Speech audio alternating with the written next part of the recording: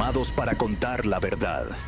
La mayor deuda de todos los niveles de gobierno es la seguridad.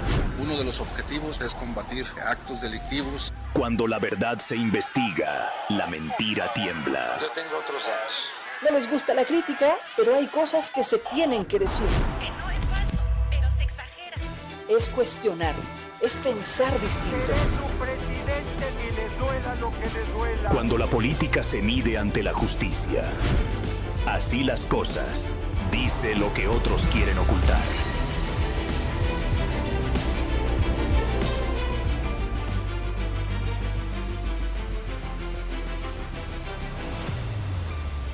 Miércoles 10 de diciembre, muy buenos días, bienvenido, bienvenida, son las 8 de la mañana ya con 4 minutos en el tiempo del centro de la República Mexicana. Me da mucho gusto saludarle a través de esta frecuencia, la de W Radio y por supuesto en este informativo en donde le contamos así las cosas en Querétaro y en una muy buena parte del Bajío y del resto de la República Mexicana.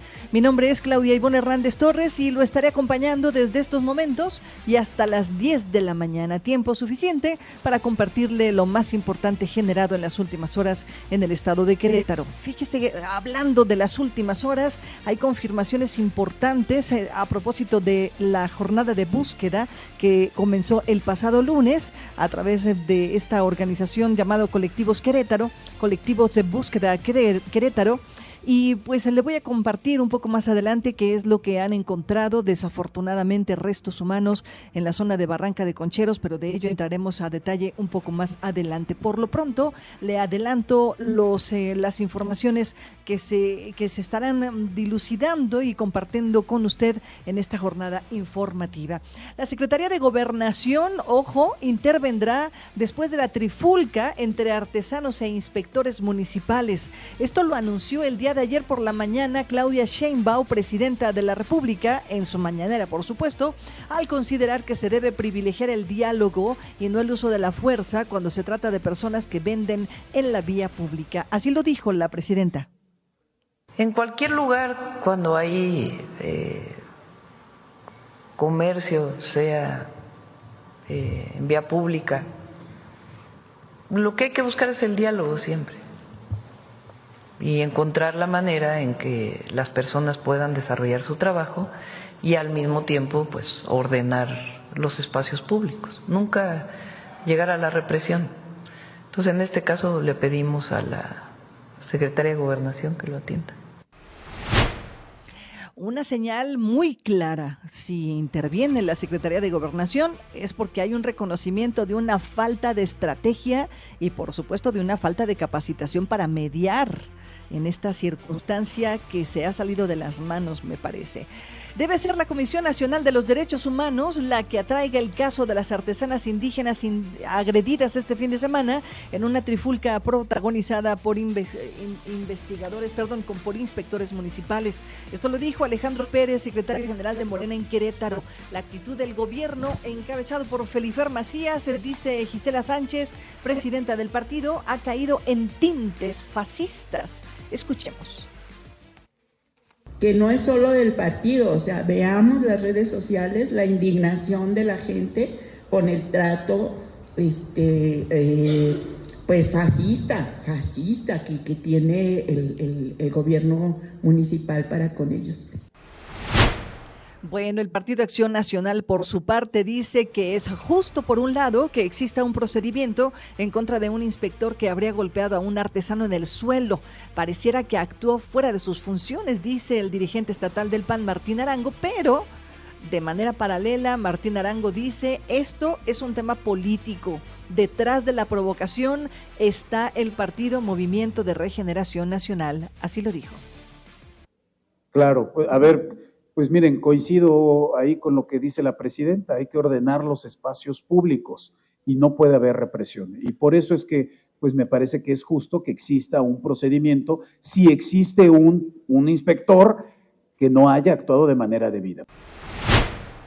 En otras informaciones, el día de hoy llega a Querétaro el joven de Tolimán que fuera deportado de los Estados Unidos y que se les pasó la parada, lo mandaron hasta Guatemala.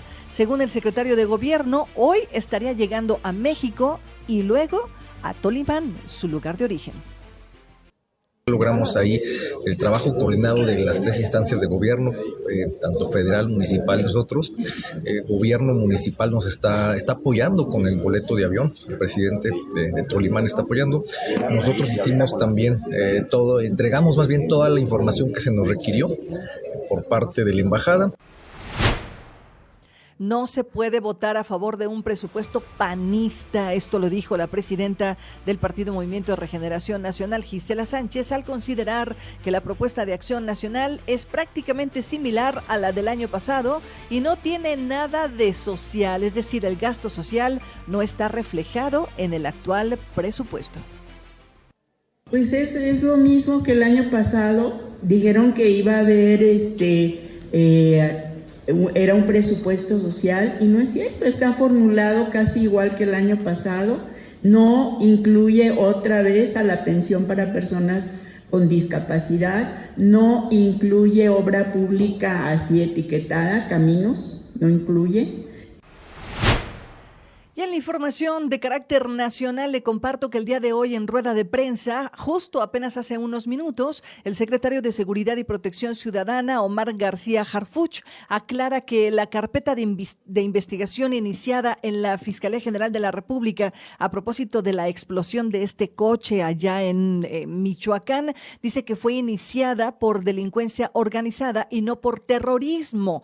El secretario dice que el terrorismo implica imponer objetivos políticos, religiosos o sociales y en este caso en específico lo que buscan los grupos criminales es mantener el control de las actividades en la zona. Vamos a escuchar las declaraciones de García Harfuch. Y que también muchas veces han agredido a policías comunitarias que fueron reguladas en el 2016 más o menos, algunas de ellas. Estos son delitos de tráfico de armas, por eso la carpeta de investigación se inició en FEMDO, en tráfico de armas, acopio de armas. No es por terrorismo, como sabemos en la ley tanto mexicana como internacional, pues el terrorismo es para imponer objetivos políticos, ideológicos, religiosos o sociales. En este caso es específicamente, son actos criminales para ampliar sus actividades criminales, ya sea en territorio, trasiego de droga, rutas de trasiego de droga, ampliar más el narcomenudeo, extorsión, tráfico, minería ilegal, etcétera. Entonces va por delincuencia organizada. Y el homicidio, por supuesto. ¿Se descarta entonces terrorismo? Sí, se descarta por lo que acabo de decir. No solo... Bueno, pues así lo dice el secretario de Seguridad Ciudadana, Omar García Harfuch, esto de las informaciones nacionales más destacadas este miércoles. Vámonos al corte de estación, son las 8 de la mañana con 11 minutos. No le cambie, usted está en la frecuencia correcta, W Radio. Así las cosas, Querétaro.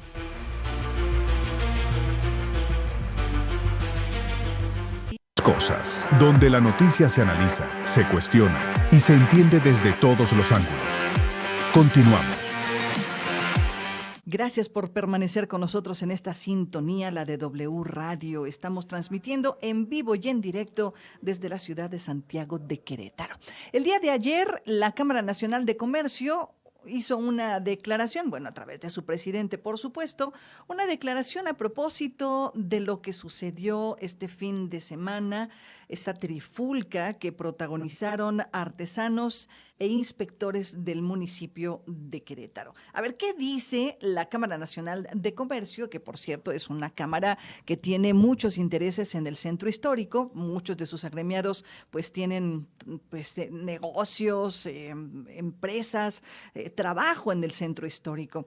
Y el día de ayer, René Jordán Loya Poletti, quien es el presidente de esta cámara, reafirmó su postura, una postura que ya había compartido en otras ocasiones, su postura, su posicionamiento en torno a los operativos en favor del municipio. Dice René Loya que, pues qué bueno, no lo dijo así, pero lo que dijo en pocas palabras es: estoy de acuerdo con los operativos que el municipio está realizando porque hay una competencia desleal y hay que poner orden. En términos generales, esa es la postura de la Canaco. Escuchemos.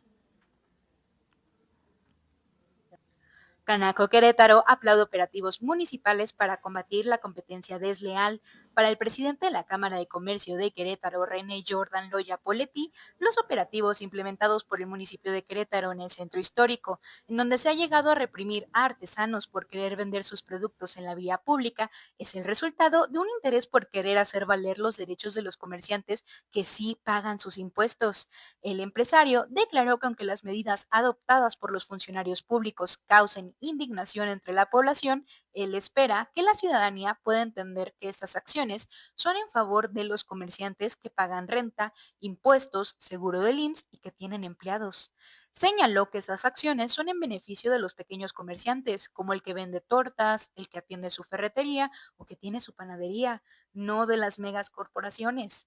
Agregó que episodios como los vividos durante el fin de semana terminarán por afectar a todos los comerciantes, tanto de quienes cuentan con negocios establecidos hasta de quienes viven en la informalidad, debido a que se espantarán los visitantes al centro histórico. Finalmente, apuntó que en el último año el comercio formal en el centro ha crecido entre un 1 y 2%. Detalló que la mayoría de los emprendimientos locales llegan a quebrar en un periodo de 2 años. Esto debido a que las ventas no llegan a subsanar la inversión de los empresarios, ya que tan solo las rentas de los locales en el corazón del centro histórico rondan entre los 25,000 y 250,000 pesos al mes. Como institución y como empresarios, no estamos nunca a favor de la violencia. Sin embargo, lo que hizo el municipio de Querétaro, es simplemente hacer valer la ley. Como saben, la Cámara de Comercio estamos a favor de estas acciones en el tema de la informalidad, ¿no? El centro de Querétaro, ahorita está muy latente el tema, justamente por lo que sucedió, pero también lo importante es que los queretanos entiendan que estas acciones son a favor de los comerciantes que pagamos rentas. En el centro son las rentas más caras de todo Querétaro.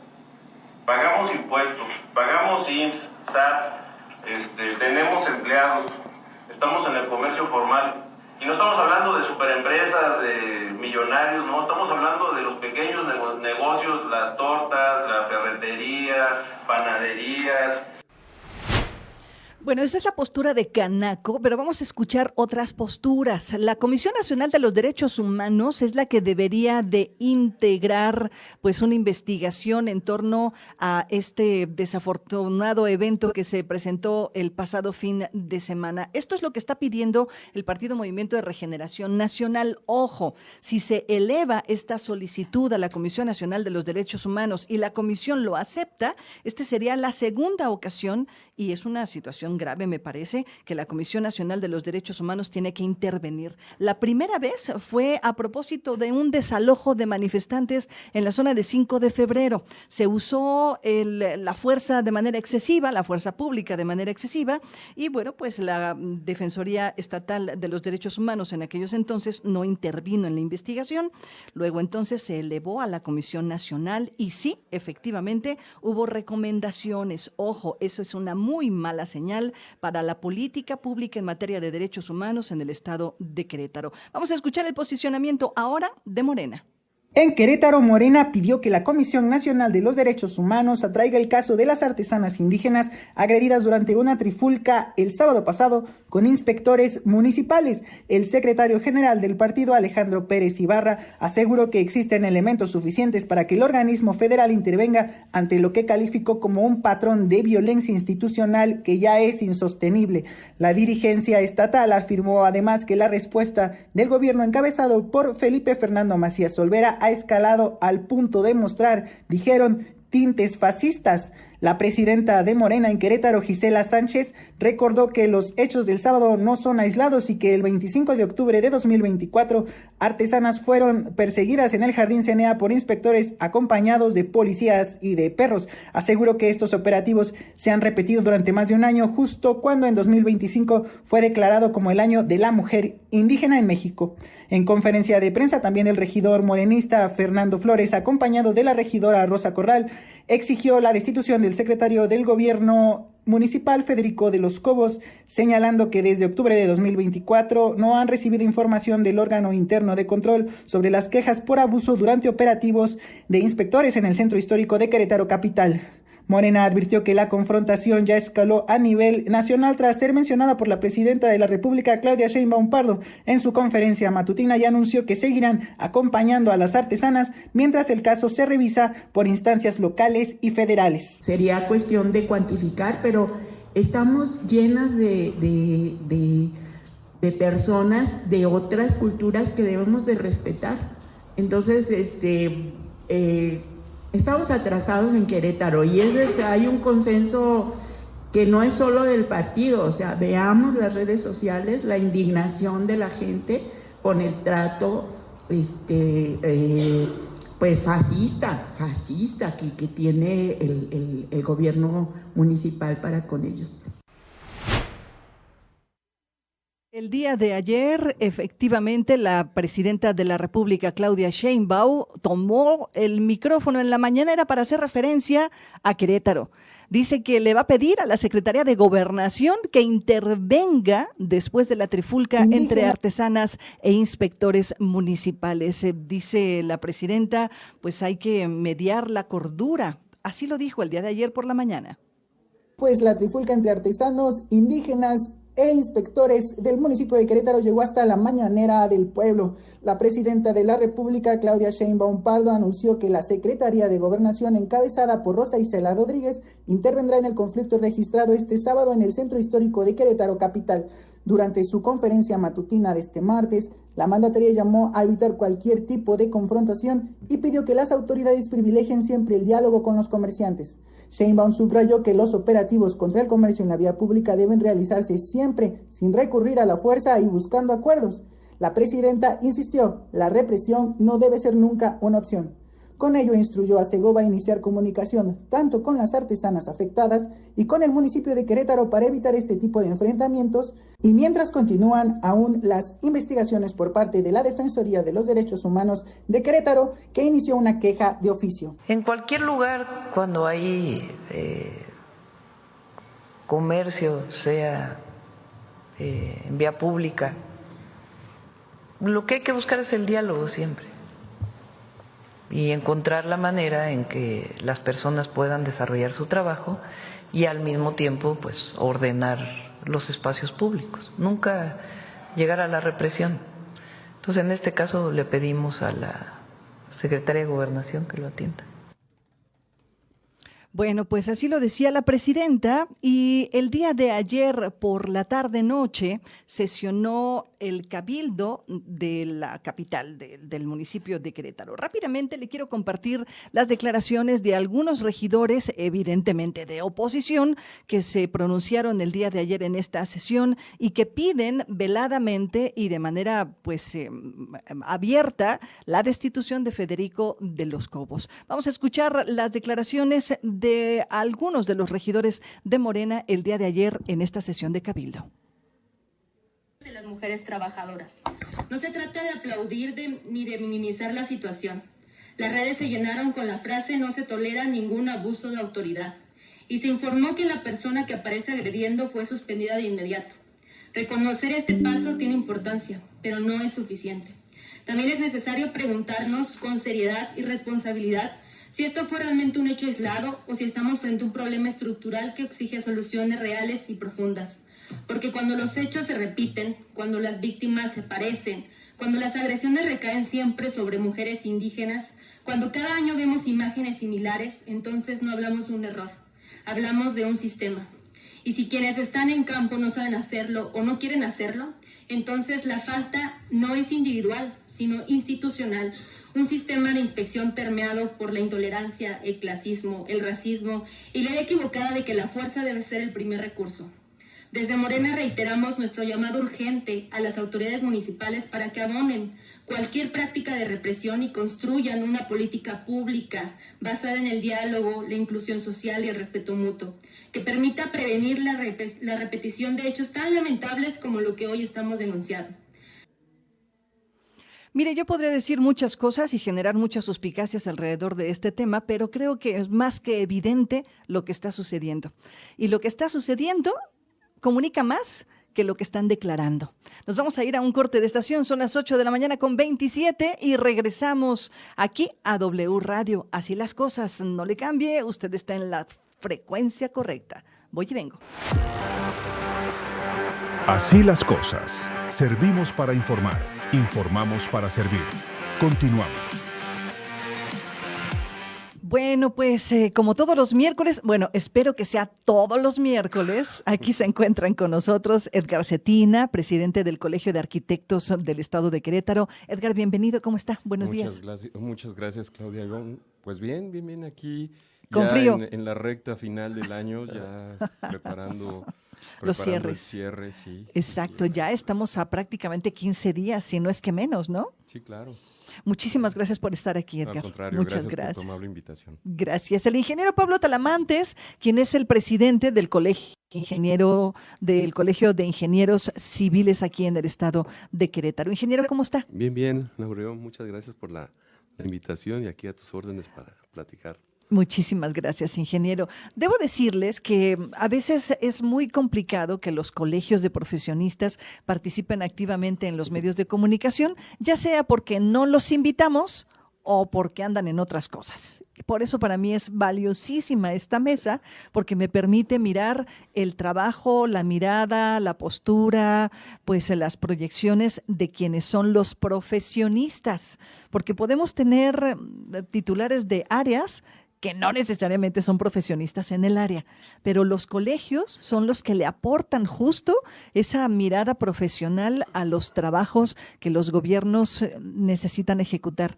En algunas ocasiones los toman en cuenta, en otras ocasiones no tanto, pero me parece que los colegios siempre han estado insistiendo en que las autoridades y la mano operativa, la que determina el desarrollo de las ciudades, pues voltee a mirarlos y sobre todo a escucharlos. Y en este sentido, el día de ayer estaba leyendo algunas informaciones que dan cuenta a propósito del Plan México, este plan que ha propuesto el gobierno de la República para que haya un crecimiento sustentable y sostenido del país, pero que no se descobije a algunos sectores. El sector de la construcción, en el que ustedes participan de una u otra manera, es uno de los sectores más golpeados de los últimos 5 o 6 años, me parece.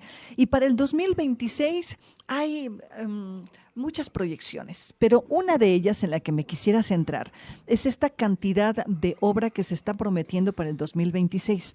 Las obras de gran calado, como los trenes que se están construyendo en el Bajío, algunas obras que el Estado de Querétaro ha anunciado, por ejemplo, estas obras pluviales, que justo ayer José Pío X Salgado hablaba de esta obra pluvial de más de 300 millones de pesos.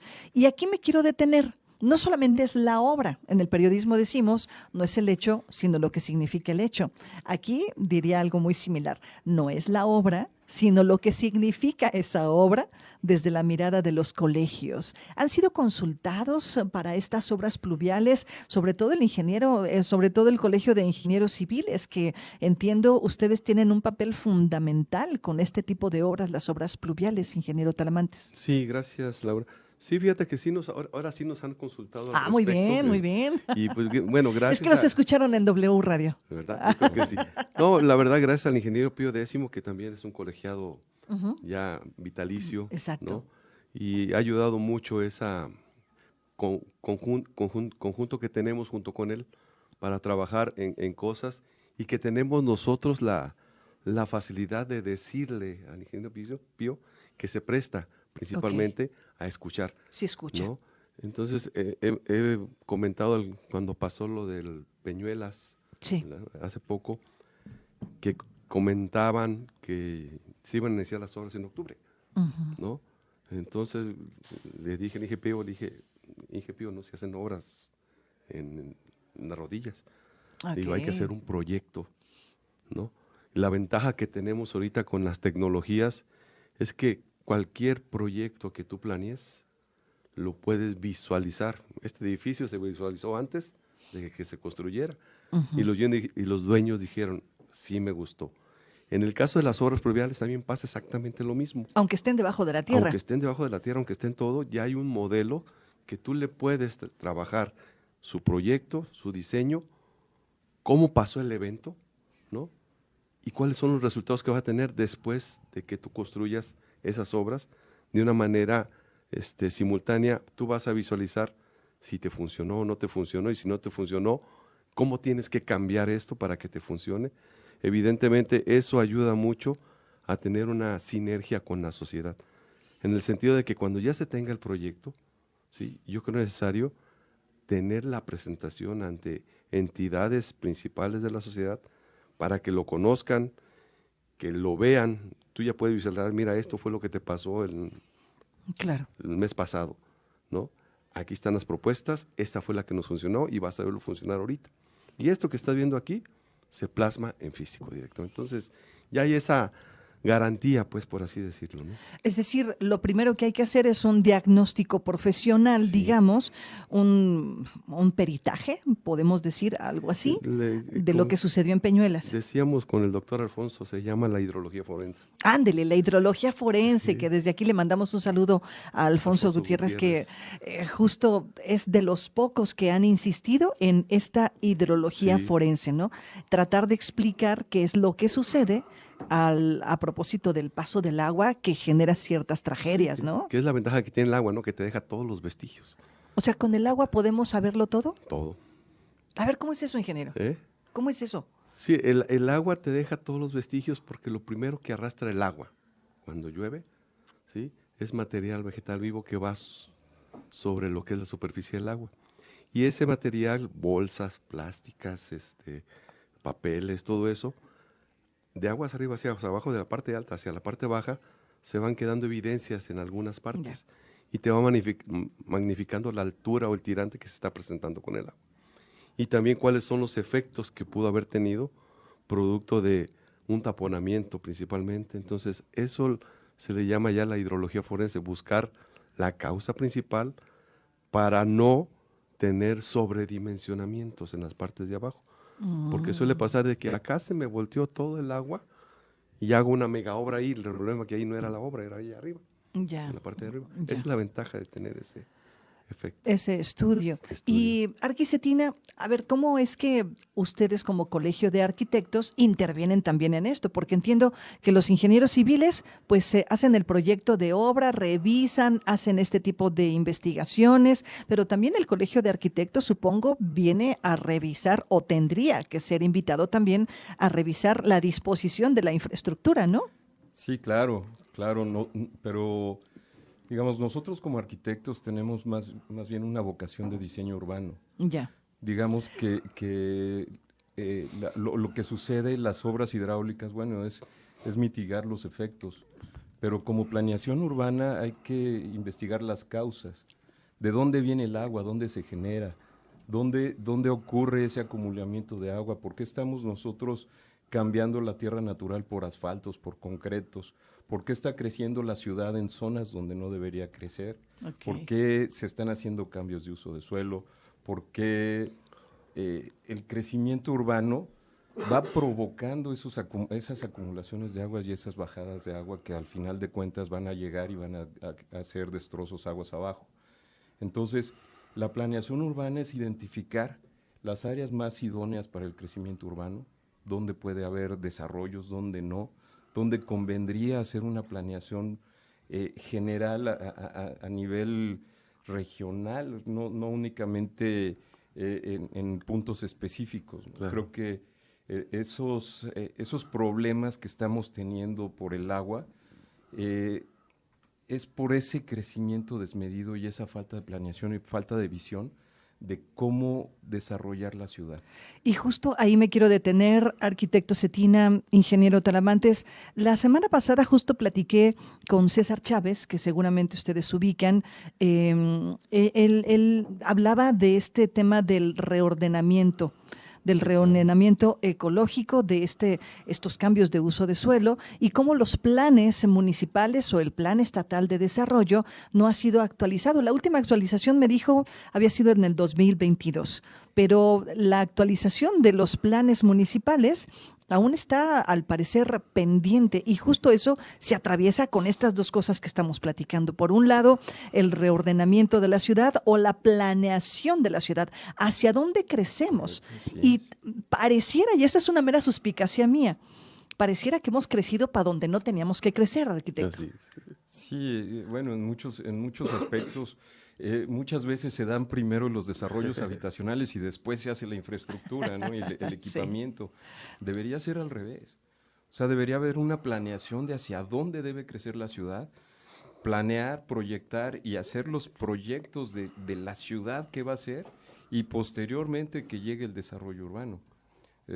Nosotros, desde un planteamiento de crecimiento urbano, sería identificar cuál es la vocación del suelo más idónea para el desarrollo de vivienda, de infraestructura, de industria, comercio, y de ahí empezar a planear toda la infraestructura que va a llevar.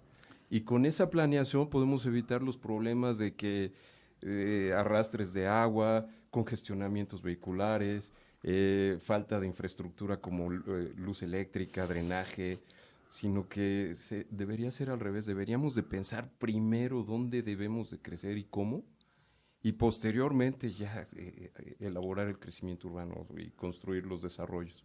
¿Qué es el primer problema, digamos, el problema más grave de Querétaro que ustedes ven como profesionistas en este sentido, en esto que estamos hablando, ingeniero? El crecimiento desmedido de la población. Totalmente de acuerdo. ¿No? Ese es el gran problema que tenemos. Y evidentemente los gobiernos lo que hacen es querer subsanar toda la llegada de las familias, ¿no? Y empiezan a crecer desmedidamente, tal como dice el arquitecto Santina, con esas viviendas, con esos fraccionamientos que no tienen un orden directamente. Yo creo que el municipio, el gobierno, o los municipios y el gobierno del Estado de Querétaro, lo que tiene que hacer es una unificación de planes. O sea, no solamente es el plan de desarrollo urbano, no es solamente es el plan de generación de vivienda, sino todos conjuntos, el plan maestro pluvial, que es un dolor de cabeza permanente para Querétaro. Yo creo que es la parte medular para trabajar lo demás, ¿no? Lo platico como una anécdota. En San Juan del Río se hicieron los planes maestros de San Juan del Río, pluviales, y a partir de las presentaciones que hicimos, en donde les indicamos dónde eran las zonas potenciales de riesgo, Infonavit, que fue una de las presentaciones, dijo: yo iba a comprar aquí. Dice, qué bueno que vine, porque con esto yo deshago, ¿no? Claro, mi plan de comprar esta zona. ¿Por qué? Porque aunque el plan maestro de desarrollo lo traía ahí, era una zona de riesgo, pero esto sale a raíz de un análisis integral del proyecto pluvial, ¿no? Entonces, por eso es una forma conjunta que se tiene que hacer. Ok, entonces la ciudad, la zona metropolitana tendría que, por lo que estoy entendiendo, tendría que crecer a partir del plan maestro pluvial. De planes maestros conjuntos, pues. El gobierno dice: yo quiero trabajar sobre esta zona, ¿sí? Ok, ya tengo mi plan de desarrollo municipal. Y entonces ahí meterle el plan maestro pluvial, imaginando que ya está todo poblado, y ver qué pasa con el agua, porque es el problema que tenemos. Claro. Cuánto se acrecenta, cuántos tanques de regulación tengo que hacer, y todo eso se puede planificar, y posteriormente todos los fraccionamientos o fraccionadores que lleguen deberían de invertir ya en soluciones que ya están definidas. No sacar soluciones de que aquí está mi fraccionamiento y no me voy a regular este poquito de agua nada más. Entonces es una solución integral que se tiene que hacer. Integrar todos los planes maestros que existen, estatales, municipales y especializados como el Plan Maestro Pluvial. Yo recuerdo lo que seguramente ustedes también lo recuerdan, lo que sucedió en el municipio del Marqués hace, creo que 3 administraciones, cuando Mario Calzada era presidente municipal en aquellos entonces. Llegaron unas lluvias fuertísimas y arrasaron con todo un fraccionamiento. Entonces, ahí no hubo escucha.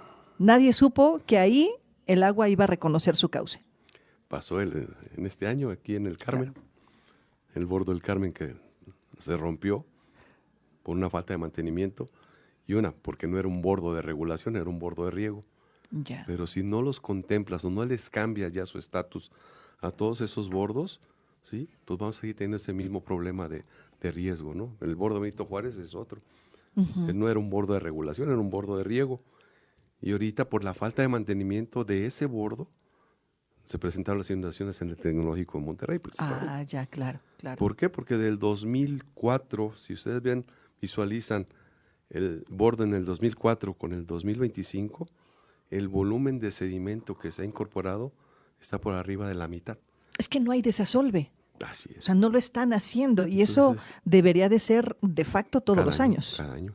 Y entonces ahorita va a ser imposible desasolvar ese lugar Se debe, o muy caro. Pero se tiene que hacer.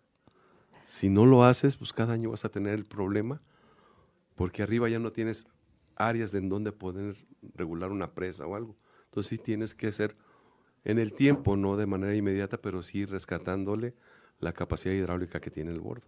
¿Qué pasó cuando se rompió esta calle de Antea, ingeniero? También hubo un desborde, ¿no? También se desbordó un bordo, ¿se acuerdan? Sí, es el bordo que está junto al World Trade Azteca, Center. el bordo Azteca. Ya, Ese el bordo también se desbordó y llegó a Antea y bueno, esas aguas llegaron hasta el fraccionamiento Jurica y Sí. inundaron, generaron problemas muy fuertes. Pero sí, todo se puede solucionar, todo tiene solución, pero debe ser con base a un análisis, con base a una planeación, con base a identificar la ciudad que queremos dentro de 50 años. O sea, ahorita vamos con el tiempo encima, ahorita ya no estamos planeando, estamos resolviendo. Ya. Lo que valdría la pena es retomar el planteamiento de regional, ya no solo la ciudad de Querétaro, ya somos una región, somos varios municipios conurbados, y hacer un planteamiento de cómo vamos a hacer dentro de 30 años, dentro de 50 años, y con esa visión empezar a plantear toda la infraestructura y todos los trabajos que se deben de hacer, identificar la vocación del suelo, identificar los usos de suelo, ver qué áreas son de riesgo, qué áreas no son aptas para construir, qué áreas sí son aptas para construir, y empezar a plantear toda la infraestructura y quizá ahorita con el proyecto que tenemos con la Secretaría de Desarrollo Urbano y Obras Públicas del Estado, que se empiece a generar un banco de proyectos, que haya proyectos ya elaborados de obra que se va a construir quizá no el año que entra, quizá dentro de 2, 3, 4 años. Y que se concursen después. Sí, claro. y que ya esté esos proyectos listos para que en el momento en que el crecimiento urbano lo requiera, ya estén. Y que no sea para resolver emergencias, sino que sea para responder en pro de una planeación urbana estratégica a futuro. ¿Qué pasaría si... Estoy pensando en el ideal? Se sientan todos, las secretarías, los colegios, los expertos y ponen sobre la mesa este crecimiento parejo. Estamos hablando de zonas metropolitanas, ¿no? Sí, o sea, claro. Es decir, Querétaro, El Marqués, Corregidora, Huimilpan ya, porque antes Huimilpan se escuchaba lejos, pero ahora ya está prácticamente a la vuelta del cimatario, ¿no? Sí, claro. ¿Cuál sería el planteamiento ideal para que nos pusiéramos de acuerdo? Se acordarán que Roberto Loyola hizo, cuando fue presidente municipal de Querétaro, un intento de construir, de generar planes en conjunto con los municipios, algo que no prosperó, aunque queda ahí esta herencia del plan, este instituto de planeación, ¿cómo se llama? Metropolitano, ¿no? Sí. El plan municipal, el Instituto Municipal, no, el Instituto Metropolitano, el Instituto Metropolitano de Planeación, el famosísimo IMPLAN. ¿Estamos a tiempo de hacer eso? Es decir, ya nos ganaron los tiempos, las infraestructuras. Corregidora ya creció para Querétaro, Querétaro para Corregidora, Querétaro para El Marqués. ¿Estamos a tiempo? Claro, siempre tenemos la oportunidad de pensar, quizá ahorita tenemos los problemas encima, ¿no? Pero no son nada comparados con los problemas que vamos a tener si no hacemos algo. Tenemos ahorita la oportunidad de plantear el Querétaro que queremos. El Marqués es el Querétaro del futuro. Hacia allá va la ciudad y ahorita es, digamos, no un lienzo en blanco, pero es una posibilidad que tenemos de poder pensar, de poder planear, de poder identificar las oportunidades que tenemos. Y nunca es tarde, al contrario, o sea, tenemos dos tareas muy importantes, la de resolver los problemas actuales y prever los problemas futuros. Y ahora, sobre el tema de cómo ponernos de acuerdo, claro que es posible. Hace falta la voluntad política y hace falta también el liderazgo, que el gobernador Mauricio Curi tome la iniciativa. Bueno, ya han estado trabajando en eso, pero que se establezcan rutas, que se establezcan planes de trabajo, que se establezcan metodologías y que se unan voluntades, porque depende mucho de los presidentes municipales que también que avance esto, ¿verdad? Pongan de su parte y que esto funcione, digamos, como una orquesta, ¿no? Está el director de la orquesta, que es el que organiza todo y dice cómo vamos a tocar, y que cada participante, bueno, ponga su parte, ¿no? Y cada municipio tiene la oportunidad ahorita de definir el municipio que van a ser dentro de 50 años. Usted lo dijo bien bonito y hasta poético, una orquesta. Yo estoy pensando en una máquina, ¿no? Con engranes. Si un engrane se atora, pues ya valió gorro para todos, ¿no? Arqui, por último, ya para ir perfilando el cierre de esta mesa, entonces, Querétaro, bueno, la zona metropolitana crece hacia el Marqués. ¿Usted considera que para allá va Querétaro? Sí. O sea, porque hay terreno, porque todavía hay, digamos, esta vocación de suelo, como usted refería, está para extender la ciudad para aquellos lugares, extender el estado para aquellos lugares. Sí, claro. Claro, el área de Querétaro, el municipio de Querétaro, bueno, en primer lugar ya hay pocos espacios y el valor de la tierra... Uy, está por los aires, ¿no? Sí, el valor de la tierra se ha elevado y aparte la densidad que tenemos es muy alta. En cambio, la densidad que hay en el Marqués es mucho menor, hay muchos espacios, hay mucha área que se puede hacer, hay mucha oportunidad de planear y desarrollar infraestructura, equipamiento, vialidades, conectividad, etcétera, y se pueden lograr muchas cosas. Entonces, lo que hace falta entonces es ponerse de acuerdo. Claro.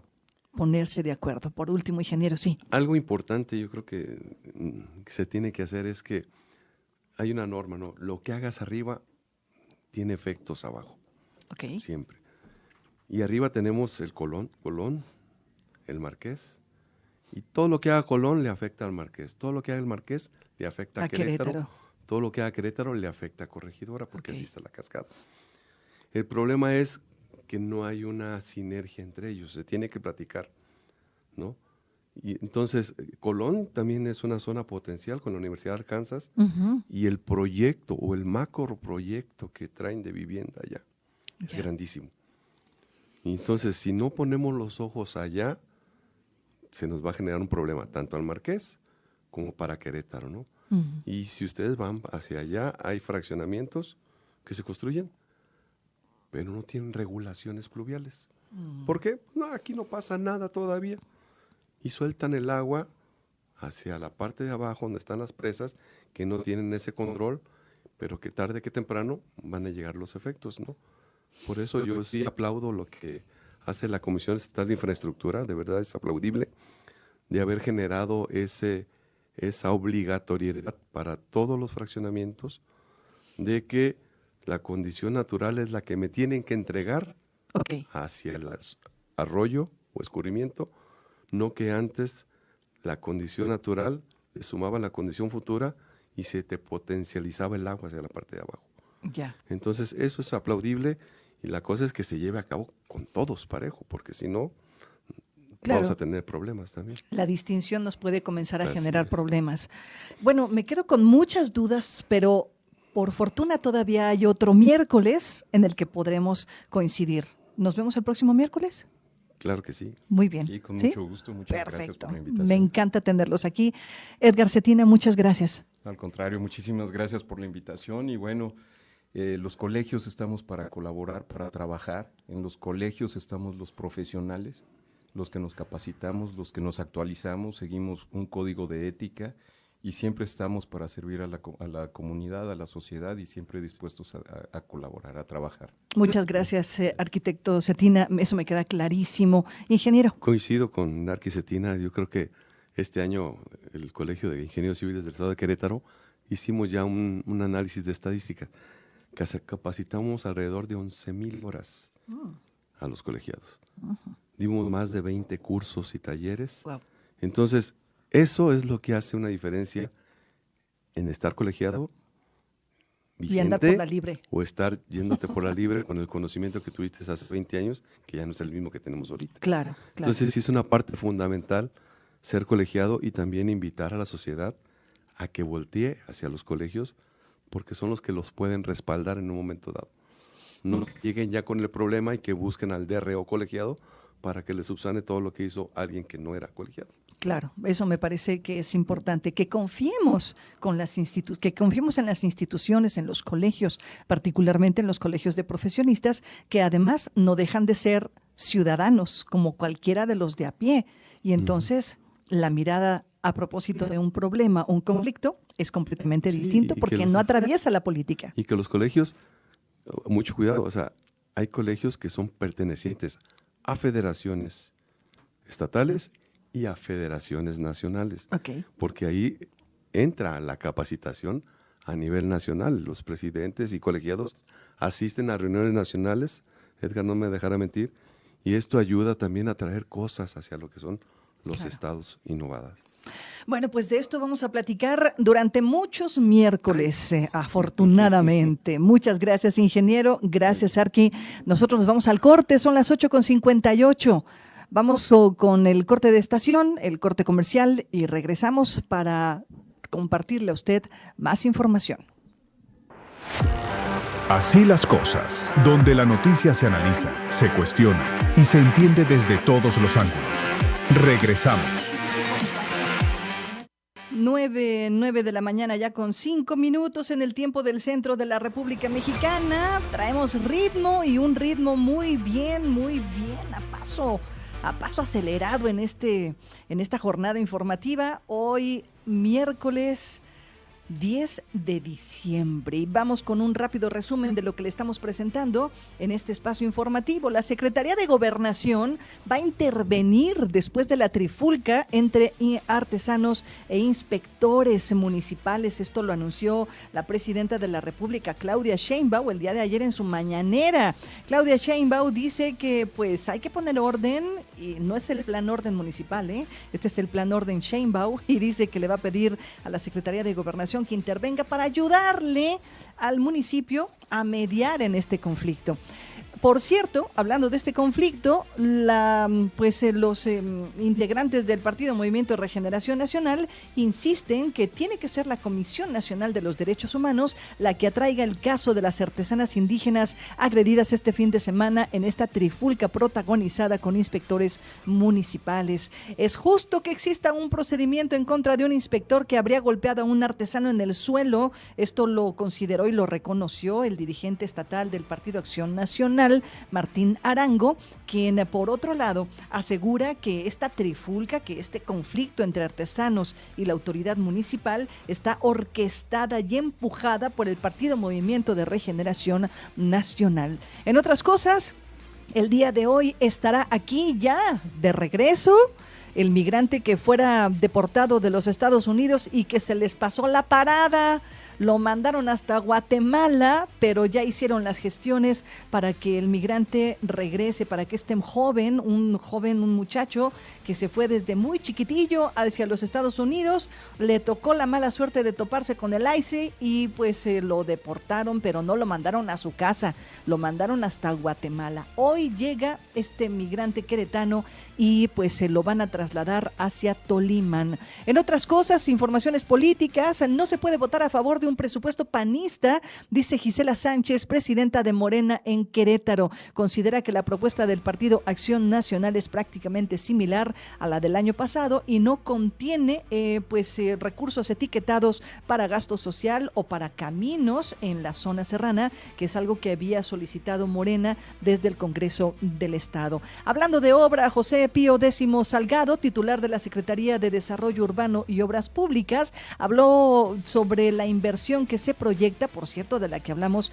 en la mesa de trabajo con el sector de la construcción, una inversión de 320 millones de pesos en obras pluviales y prometen hasta 30 millones de pesos para la restauración de las misiones franciscanas que se encuentran ubicadas en la Sierra Gorda. Y por cierto, hablando de inversiones y de beneficios para Querétaro, la Canaco está proyectando un crecimiento superior al 200% de crecimiento para los locales, para los negocios locales, a propósito de la llegada del Mundial de la FIFA. Dice el presidente de la Confederación de Cámaras Nacionales de Comercio, Servicios y Turismo, la Concanaco Servitur, que en Querétaro, pues aunque si bien es cierto no hay una posibilidad de tener con claridad de cuánto será la derrama económica, lo que sí consideran es que habrá un incremento bastante considerable en ventas de negocios locales. Y es que, como usted sabe, Querétaro ha sido pues seleccionado también como una sede importante para algunos partidos, entrenamientos, capacitaciones a propósito del Mundial de la FIFA 2026. 9:09, número mágico, vámonos al corte, regresamos, no le cambie.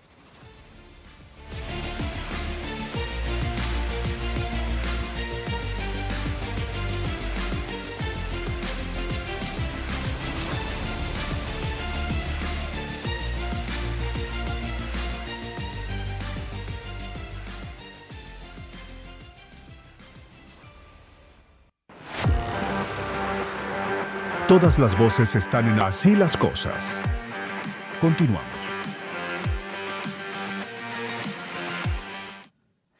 Hoy es el Día Internacional de los Derechos Humanos y no se nos puede pasar para nada esta efeméride, que resulta paradójico hablar de ello después de un evento tan desafortunado como el que vivimos este fin de semana en el centro histórico, esta trifulca entre inspectores y artesanos indígenas. Pero bueno, al margen de los hechos, hoy hay que reconocer que hay una declaratoria internacional a propósito de los derechos humanos y que, por cierto, fue empujado por una mujer, Eleanor Roosevelt, que fue la encargada de llevar los trabajos. Hoy, mi querida Maricruz Ocampo, pues por cierto, desde un evento también estratégico en materia de derechos humanos, allá con la Fiscalía General del Estado. ¿Cómo estás, Maricruz? Muy buenos días.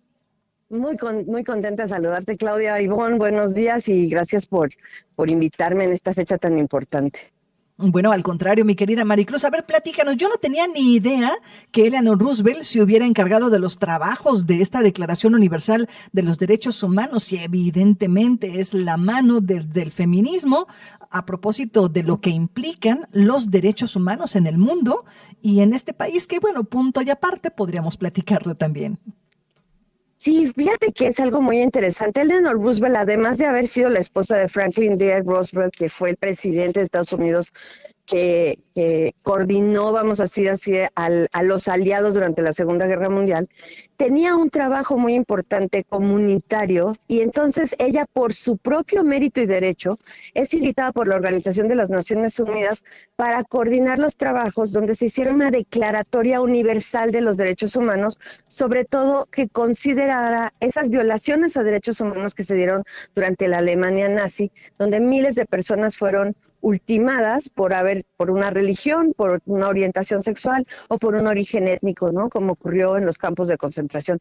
Entonces, eso lo hace muy interesante, pero además Eleanor Roosevelt se empeñó en que no se llamaran los derechos del hombre, sino los derechos humanos de todas las personas, porque cuando se vuelve androcéntrico el tema, vamos a decirlo así, cuando todo gira alrededor del hombre, muchas mujeres, las niñas, los niños y muchas otras personas quedan fuera. Entonces, ahí es donde se reconoce por primera vez el derecho a la igualdad, a la no discriminación de todas las personas, independientemente de su sexo, género, de su origen étnico, de su condición social, etcétera. Oye, Maricruz, y a propósito de esta mirada de la que hablas, esta mirada de una mujer que construye y que va empujando esta declaratoria de los derechos humanos con esta particularidad, ¿cómo lo miras a estos años de distancia. Fue en 1948, después de esta terrible Segunda Guerra Mundial, pero que bueno, en el mundo no ha cesado de haber conflictos y mucho menos violaciones sistemáticas a los derechos humanos. Maricruz, ¿cómo estamos hoy? ¿En dónde estamos parados? Bueno, mira, la verdad es que todo depende de donde lo veas, ¿no? Porque si lo vemos desde la luz de los 13,000 años de civilización nomás que tiene la humanidad, pues podríamos decir que nos la estamos pasando a todo dar, ¿no? Ya no tenemos cristianos aventados a los leones en los coliseos, o ya no se han eliminado estas torturas terribles que se utilizaban con motivos religiosos, o la pena de muerte en muchos países. Sin embargo, sí hay un atraso, hay un retroceso que estamos viendo en este momento a raíz de la elección de gobiernos de ultraderecha, como en el caso de Donald Trump, como en el caso de Milei, como en el caso de Turquía, también con Erdogan, donde muchos de los derechos están siendo sacrificados o puestos en tela de juicio, argumentando que eso es lo que la gente quiere, porque la gente quiere que se ponga orden, ¿no? Entre comillas. Y esto pues no nos tendría que preocupar a todos y todas, porque los derechos garantizan libertades, garantizan poder vestirte como quieras, estudiar donde quieras, casarte con quien quieras, viajar por donde tú quisieras, ¿no? Pero también te garantizan acceder a cosas que necesitas para la protección de tu dignidad, la salud, la educación, la vivienda digna, el agua, el internet, etcétera. Entonces, tienen que trasladarse y entenderse que son exigibles y son justiciables, que no son una mera utopía, ¿no?, a la que aspiramos como humanidad, pero que en nuestro país los derechos humanos son exigibles y justiciables y son sancionables los funcionarios y funcionarias públicas que no los cumplan. Y eso a veces lo perdemos de vista. Oye, y bueno, no puedo aguantarme las ganas, Maricruz, de preguntarte, a propósito de lo que vimos este fin de semana, esta muestra de violación de los derechos humanos. Como dicen en el pueblo, haiga sido como haiga sido, hay una evidencia pública de una violación a los derechos humanos de un sector. Así es, mira, creo que aquí tenemos que entender que la colisión de derechos, cuando dos derechos chocan, vamos a decirlo así, no se escoge uno sobre otro, sino que las autoridades tienen la obligación de identificar cómo hacer para que los derechos de todas las personas estén respetados, tanto de los comerciantes que pagan una licencia, que rentan un local, etcétera, como lo de las personas que se ven en la necesidad de vender de manera irregular, ¿no? Tenemos que buscar, y eso le toca al gobierno, no son manotazos y pegarle a la mesa nada más y pegar de gritos. Tiene que haber un programa que realmente ataque estas discriminaciones estructurales que por siglos han colocado a las personas, sobre todo las personas indígenas de comunidades rurales o mujeres pobres y niños y niñas que no tienen un espacio donde obtener educación, servicios de salud, etcétera, y que se les atienda, ¿no? Esto es un reflejo de un problema sistémico mucho más grave que el simple hecho de decidir vender artesanías en el centro histórico. Va más allá. Y se tiene que además considerar cuáles son sus necesidades, qué es lo que sería importante atender. Ahora, también hay que entender que el problema con este tipo de situaciones es que se llegan a contaminar, sí, por partidos políticos, eso sí lo tengo que decir, ¿no? De todos los colores, porque todos los colores los utilizan y los han utilizado como carne de cañón, pero también por el pseudoactivismo, ¿no? Este activismo que de alguna manera se vende incluso a los gobiernos para manejar a los grupos de personas, a esas personas que les han creído y que les hacen caso, y a las que las ofrecen, ¿no?, como si fueran mercancías. Tanto como amenaza en una cuestión de extorsión, de si no me das voy a hacer esto con mi grupo, o también como para tranquilizar, ¿no?, diciendo si me das dinero yo los mantengo a raya. Y eso es algo que también se da desafortunadamente en la defensa de derechos humanos. Híjole, entonces estamos frente a un escenario en donde los derechos humanos pues también son una mercancía de intercambio y hasta, claro, como dices tú, se utiliza como moneda de extorsión. Y no nada más eso, como discurso político, ¿no? Se oye muy bonito decir yo estoy a favor de la libertad y estoy a favor de la expresión y estoy a favor, pero, ¿no? Pero la de algunas personas nada más, porque eso es lo que ocurre también, ¿no? Ningún político va a decir yo estoy en contra de la libertad de expresión. Están a favor de la libertad de expresión siempre y cuando no sea en contra mía. Estoy a favor de que haya libre manifestación siempre y cuando no sea atacando mis políticas públicas. Estoy a favor del acceso a la salud, pero para un cierto sector, ¿no? Incluso lo puedo decir, gente a la que le dices, dame tu credencial de elector o incluso dime por quién votaste, ¿no? Entonces Sí, ahí claro. tenemos que tener mucho cuidado, mucho cuidado. Los ¿Hasta derechos dónde humanos el son discurso? universales, claro. Sí, claro. Hasta donde Claro, el discurso de la defensa de los derechos humanos se convierte en una práctica y no se queda solamente en un tema nominal, es decir, solamente en el discurso político. Es que ese es el problema, ¿no? O sea, el discurso es muy fácil y el discurso es hueco. Yo siempre los escucho y digo, mira qué bonito tu discurso. ¿Cuándo voy a entender que tu discurso es real? Cuando le has asignado presupuesto, cuando coloques en esos puestos de toma de decisión a personas capacitadas, que realmente tienen el conocimiento, cuando implementes políticas públicas que van más allá de tu periodo de gobierno y que no te va a importar si la inauguran 5, 10 o 20 años después porque es lo correcto, ¿no? Entonces, esta miopía política también, ¿no? Porque es el ver a corto plazo y lo que voy a poder ir a inaugurar yo, lo que voy a poder lanzar yo, pues también genera en muchas ocasiones violaciones a derechos humanos. Mi querida Maricruz, hoy estás en un evento allá en la Fiscalía, al que obviamente no fue convocada la prensa, pero quiero preguntarte, pues, ¿de qué va el evento y qué es lo que esperas de esta presentación que están haciendo a propósito de justo la Defensoría de los Derechos Humanos, es decir, los documentos, la operación de defensa de los derechos humanos en Querétaro? Ok, esto es muy interesante porque este es el programa de derechos humanos de la Fiscalía, no de la Defensoría, de la Fiscalía. De la Fiscalía. No te puedo decir cómo está el evento porque me salí a tomar esta llamada, ¿no? Para platicar contigo. Pero ¿qué espero? Espero que haya un cambio importante al interior de la Fiscalía en materia de atención a las víctimas, en materia de prevención incluso, ¿no? De capacitación de sus fiscales, fiscalas, policías, investigadores del delito, etcétera.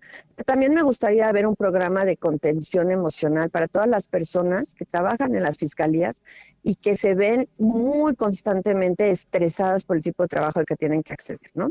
Entonces, eso es lo que me gustaría escuchar y además que se traslade a todos los rincones de este estado y no se quede concentrado solamente en el municipio de Querétaro como normalmente nos pasa. Efectivamente. Mi querida Maricruz, estamos al habla. Te agradezco mucho que hayas tomado esta llamada telefónica y ándele pues, regrese a su evento. Bueno, y luego te platico cómo me fue. Muchas gracias, saludo a ti y a todo tu auditorio. Muchísimas gracias, Maricruz Ocampo. Y bueno, pues el día de hoy está recordar de qué va esta Declaratoria Universal de los Derechos Humanos. Y yo me quedaría con estas cosas. A ver, que la Defensoría de los Derechos Humanos, que la defensa de los derechos humanos no sea una moneda de cambio, que no sea una moneda para extorsionar, que no se quede en el discurso, sino que se perpetúe, se mantenga y permanezca con el tiempo sin discriminación, porque eso ya de entrada es violatorio de los derechos humanos. Nos vamos al corte, 9:26, no le cambie. Todas las voces están en Así las Cosas. Continuamos. Estamos de regreso en esta jornada informativa a través de la señal de W Radio. Gracias por permanecer con nosotros. Son las 9:31 y todavía tenemos mucha información que compartir con usted en este espacio informativo. Fíjese que vamos a brincar a la información de carácter político y el tema sigue y seguirá siendo, al menos hasta el 15 de diciembre, el tema presupuestal. Este presupuesto, el plan de presupuesto del 2026 que presentará el gobierno del estado y que sigue atoradísimo. No se han podido poner de acuerdo, si bien es cierto, Gerardo Ángeles, presidente de la Comisión de Planeación y Presupuesto, decía, a ver, yo creo que nos vamos a poner de acuerdo en algún momento. El día de ayer, esa idea de Gerardo Ángeles se ve cada vez más lejana a propósito de las declaraciones de la presidenta del partido Morena aquí en Querétaro, Gisela Sánchez, quien dijo contundente, no se va a votar a favor de un presupuesto panista. La presidenta dice que la propuesta del presupuesto del 2026 no tiene nada de social. No está considerado las modificaciones que Morena propuso la redistribución del presupuesto que Morena está proponiendo no se ve reflejado, dice ella, en este plan 2026, este paquete fiscal 2026 del gobierno estatal, por lo que dice, no, Morena no va a votar este presupuesto. Así que atoradísimo la discusión. Nadie más ha salido de parte de Morena a propósito de los diputados. Por cierto, los diputados del Congreso local no han salido a pronunciarse y hay una tensión creciente, me parece, porque el tiempo va avanzando. Y antes del 15 de diciembre tendría que estarse aprobando este presupuesto, este paquete fiscal del 2026 del gobierno estatal y de los municipios. Vamos a escuchar lo que sucedió el día de ayer en la rueda de prensa del partido Movimiento de Regeneración Nacional.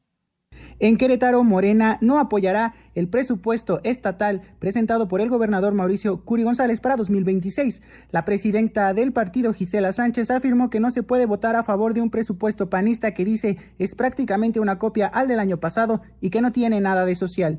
Sánchez señaló que no se trata de una línea partidista, sino de lógica elemental, y cuestionó por qué los legisladores locales de la llamada Cuarta Transformación deberían acompañar al Partido Acción Nacional en el Congreso de Querétaro, si a nivel federal el propio PAN votó en contra del presupuesto de la Federación. Aunque Morena no ha definido si exigirá un voto en contra a sus legisladores, la dirigente advirtió que el proyecto estatal analizado junto a la diputada Claudia Díaz Galló deja fuera temas clave como apoyos a personas con discapacidad, la adhesión al IMSS Bienestar y una inversión clara en obra pública. Aseguró que regiones como la Sierra y el semidesierto queretanos quedan nuevamente sin rutas ni obras prioritarias porque el documento presentado mantiene, afirmó, las mismas características del presupuesto anterior.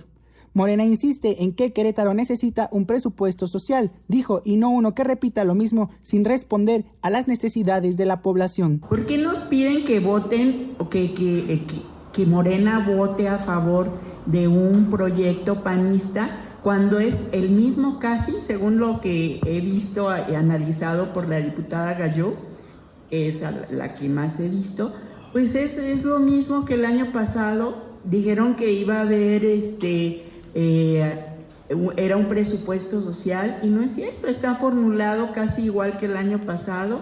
No incluye otra vez a la pensión para personas con discapacidad, no incluye obra pública así etiquetada, caminos, no incluye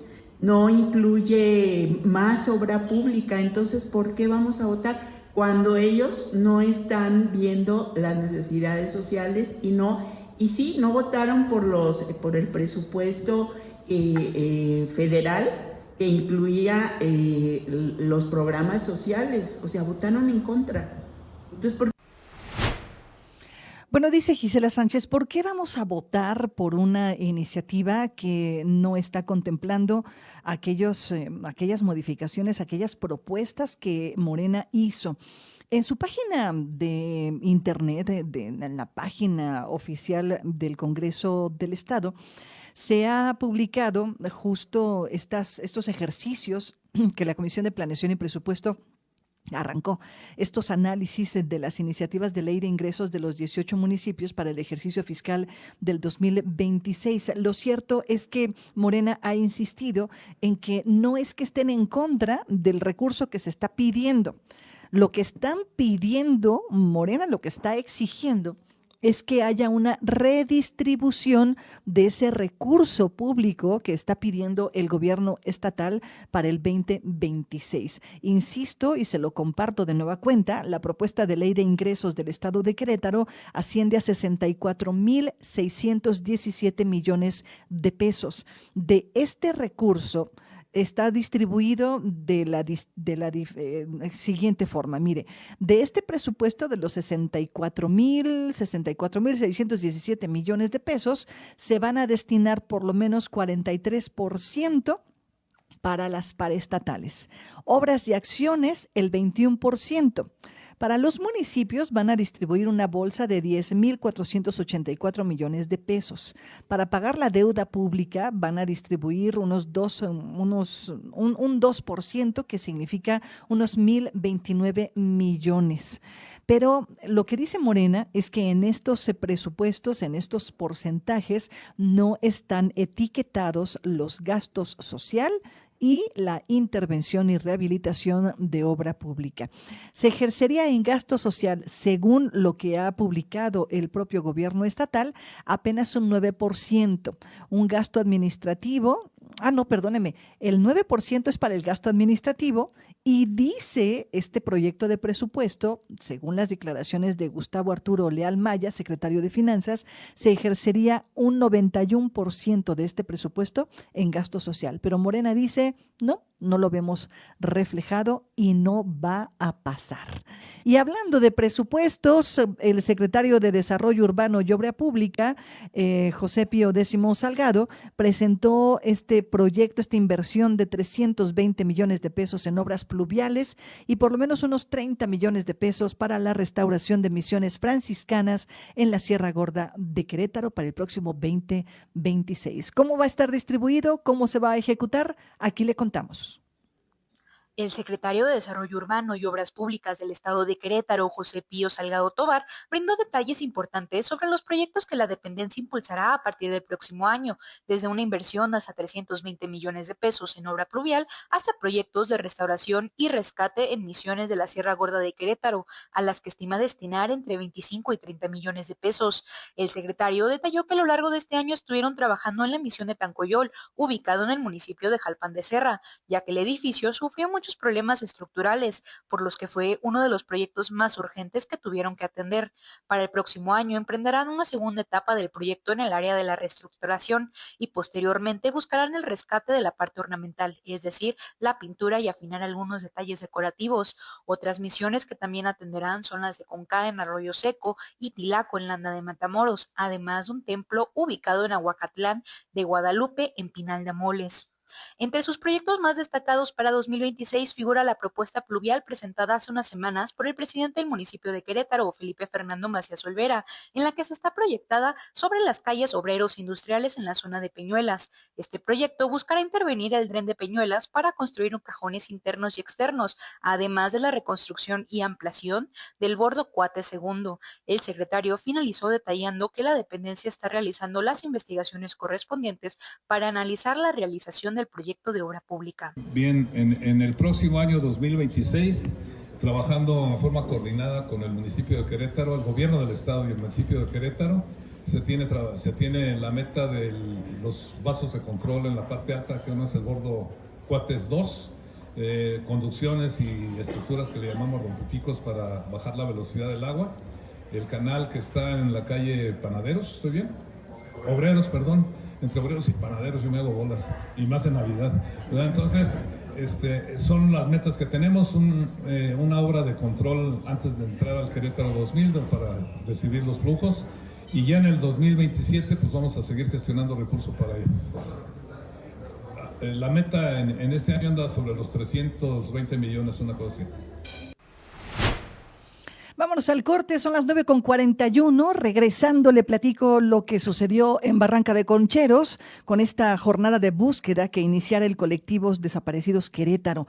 Al parecer hay un descubrimiento que dio positivo, una costilla. Le platico después. Todas las voces están en Así las Cosas. En un momento regresamos. 9:45 a.m.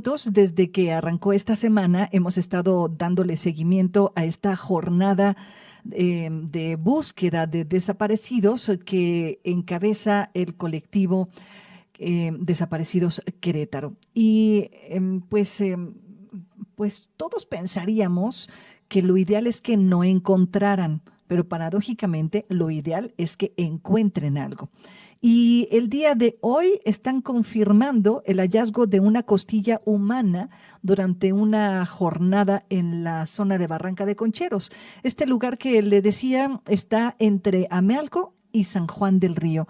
En años anteriores, desafortunadamente, se han encontrado pues vestigios de restos humanos en ese lugar. Hoy, mi querido Mane Cruz tiene los detalles de este positivo, una costilla humana que encontraron allá en Barranca. ¿Cómo estás? Muy buenos días. Buenos días, Claudia. Buenos días también a todo nuestro auditorio. Así es, pues les cuento que en San Juan del Río la jornada de búsqueda en Barranca de Concheros pues ya dejó el 7º hallazgo positivo en 4 años. Las familias localizaron una costilla humana que ya es procesada por peritos de la Fiscalía General de la República. Pues bueno, la vocera del colectivo, Yadira González Hernández, sí realizó también una denuncia, dado que pues Protección Civil del Estado el primer día decidió no apoyar, ni con material ni con esfuerzo, y pues el segundo día ya faltaron, ya el martes ya no acudieron los elementos de Protección Civil. Y pues bueno, también justamente esta denuncia se da porque Barranca de Concheros pues tiene más de 30 metros de altura. Para poder bajar se tiene que bajar a rapel o pues en condiciones muy difíciles, y pues hay que recordar que las personas buscadoras en su mayoría son mujeres grandes, de la tercera edad, que pues bueno, buscan a sus hijos, buscan a sus hermanos, a sus familiares.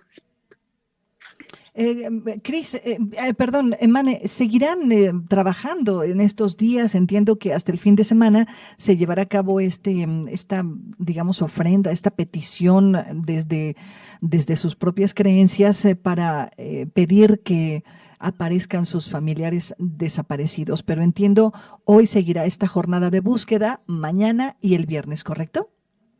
Así es, hoy, mañana y el viernes ya están los colectivos pues agendados allá en Barranca de Concheros de nuevo. Van a estar en estas condiciones de búsqueda en campo. El fin de semana, el sábado y el domingo, van a venir aquí a Querétaro Capital a realizar justamente esto que mencionas, una ofrenda en el Templo de la Cruz, pidiendo a Dios que regresen sus seres queridos, que los puedan encontrar pues de la forma que sea. Pues también justamente el hecho de que se encontrara una costilla habla mucho de las condiciones en las que pues pueden encontrar estos cuerpos, ¿no? Son 7 positivos en estos 4 años. Sin embargo, en realidad solo han sido 4 cuerpos confirmados porque los encontraron pues desmembrados o ya solamente en huesos.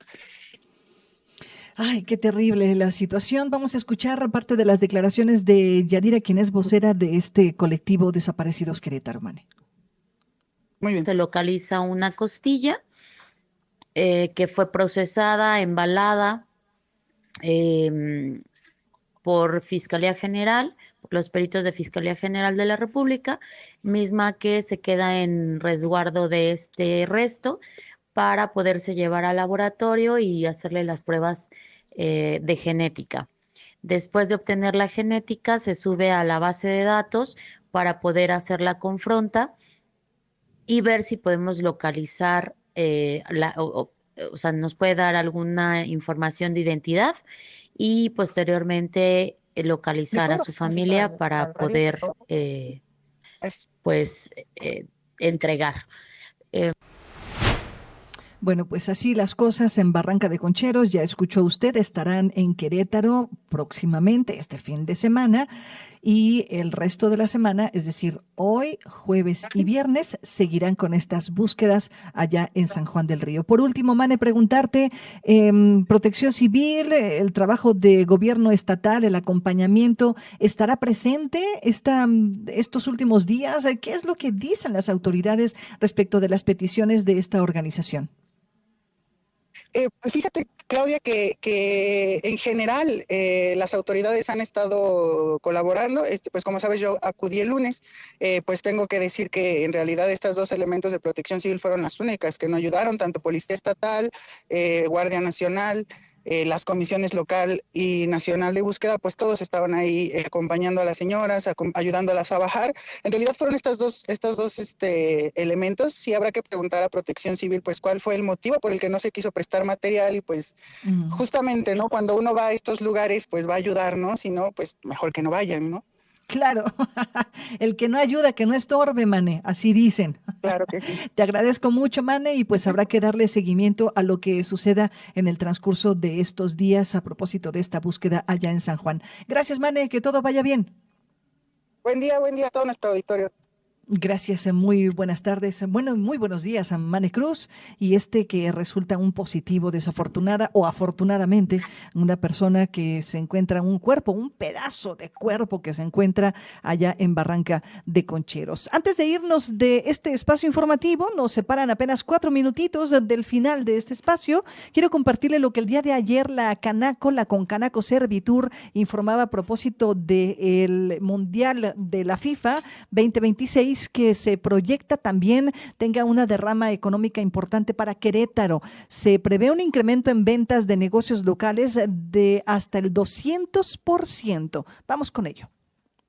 ¿Qué tal, Héctor? ¿Cómo estás? Te platico que Querétaro se prepara para la llegada del Mundial de la FIFA 2026. De acuerdo con la Confederación de Cámaras Nacionales de Comercio, Servicios y Turismo, Concanaco Servitur, la llegada del Mundial de Fútbol de la FIFA a nuestro país dejará una derrama económica superior a los 65 millones de pesos. En Querétaro, una de las sedes seleccionadas como centros de entrenamiento oficiales, todavía no se puede dar una cifra en concreto. No obstante, se proyecta que el crecimiento será de hasta un 200% en ventas locales. Esto lo aseguró René Jordán Loya Poletí, presidente de la Cámara de Comercio Canaco en Querétaro. Va a ir desde un 20% hasta negocios que sí son del giro más beneficiado, que se van a ir hasta el 200% de más ventas durante todo ese mes. El presidente apuntó que el hecho de que nuestra capital sea considerada como una sede oficial para los centros de entrenamiento será algo muy beneficioso para la capital.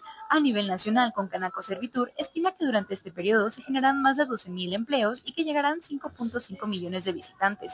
Loya Poletí buscará organizar los FanFest, eventos masivos que convocará al público en el Estadio Corregidora, para que de manera conjunta puedan ver los partidos de la selección mexicana y que además estarán acompañados de espectáculos artísticos y culturales. Además, impulsará los llamados Viernes Muy Mexicanos, en donde cada último viernes del mes los negocios locales ofrecerán descuentos especiales para así potenciar el consumo local. Fíjate que ese dato todavía no lo tenemos exacto para cuantificarlo. Ahora en enero vamos a hacer ya la presentación bien, porque sí estamos apenas sumando a todos los gremios y demás.